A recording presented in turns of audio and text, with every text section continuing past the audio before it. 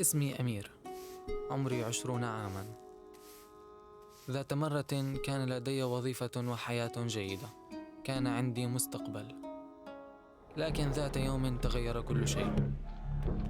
هاجم رجال مسلحون قريتنا، أحرقوا المباني وقتلوا الماشية وضربوا أي شخص اعترض طريقهم. اختبأت حتى تمكنت من الهرب سيراً على الأقدام. عندما وصلت إلى السوق رأيت البعض من أصدقائي. تحدثنا عما يجب القيام به كخطوة تالية.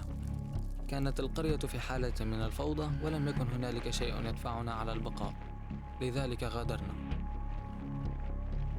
مشينا عدة أيام حتى وصلنا إلى القرية المجاورة، ثم انفصلنا لنبحث عن عمل. حاولت الحصول على وظيفة.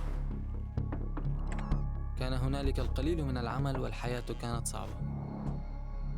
أنفقت كل الأموال التي كانت معي على الطعام والإنترنت بأحد مقاهي الإنترنت حتى أتمكن من التواصل مع أصدقائي.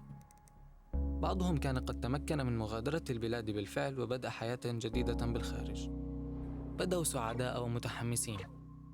تملكني الشعور بالغيرة. راسلني أحد الأصدقاء يدعى إبراهيم، وقال بأنه يعرف رجلاً يمكنه مساعدتي في الحصول على الحياة التي أريدها. فوضعنا على اتصال وتم الترتيب للقاء.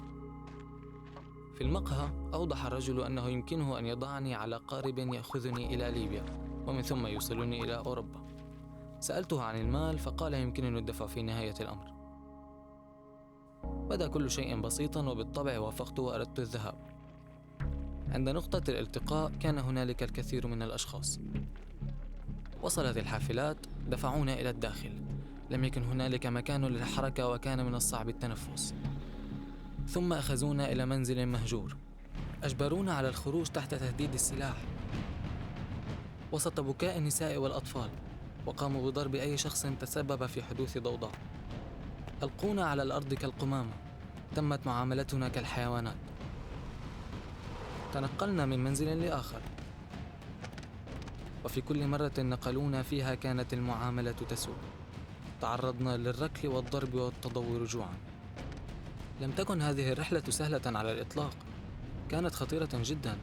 لم يكن علي تصديق إبراهيم، كان من المفترض ألا أثق به. بعد العديد من التوقفات وصلنا ليبيا. طلب منا الرجال المال. عندما فشلنا في الدفع قاموا بسجننا. تم وضعي مع مئات آخرين. طالب الرجال بالمال مرة أخرى.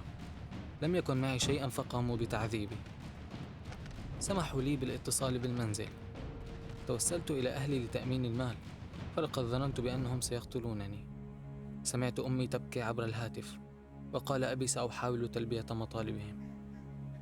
أوضحت للرجال أن عائلتي فقيرة، فقاموا بضربي مرة أخرى. كان يمكن لأهلي سماع صراخي من شدة الألم. كنت أفكر في محاولة أهلي البائسة للحصول على المال اللازم لمساعدتي.